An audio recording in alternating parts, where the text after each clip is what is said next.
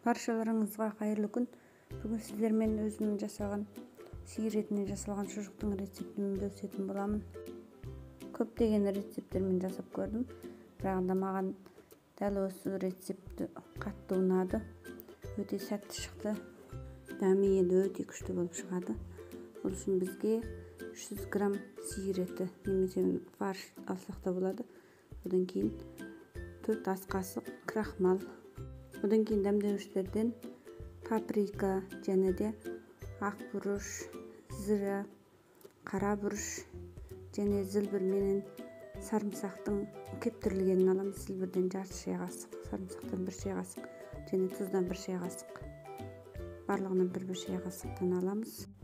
Және 2 тал жұмыртқа керек болады. Және 4 ас қасық сұйық май керек болады. Алдыменен ет тартқыштан майда қылып отырып езіп аламыз. Мынадай ет тартқыштардан өте майда болып шығады. Одан кейін дәмдеуіштерді қосамыз.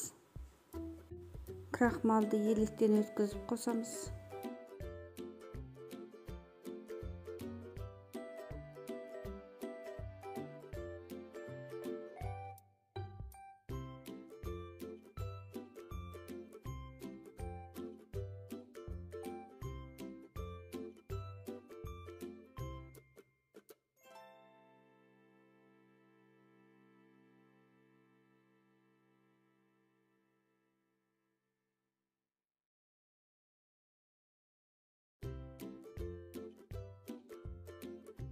Одан кейін жұмыртқаны қосамыз, сұйық майды қосамыз, барлығын қосып араластырамыз.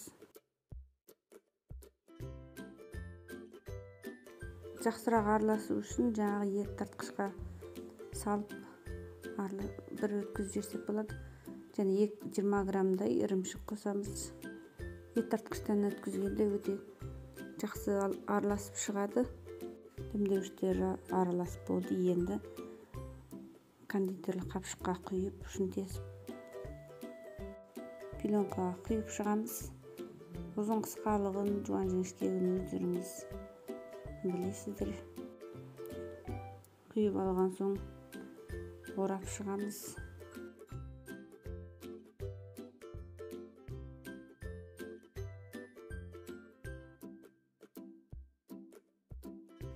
Қолымызбенен басып арасындағы ауасын шығарып отырып шиыршықтап ораймыз. Онан соң екі ұшын бұрап бекітеміз.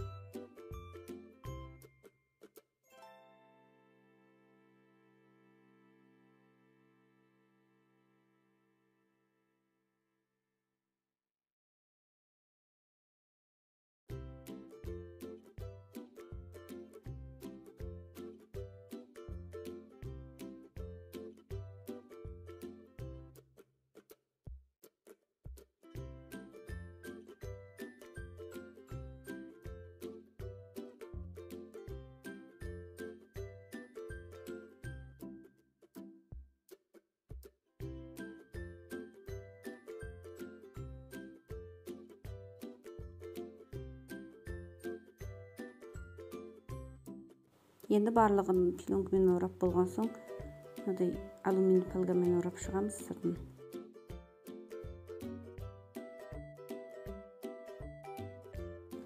Одан кейін әйнегі тысқа азырақ су құйып, оның үстіне тәрелкені қойып, тәрелкенің үстіне жаңағы шұжықтарымызды қойып шығамыз.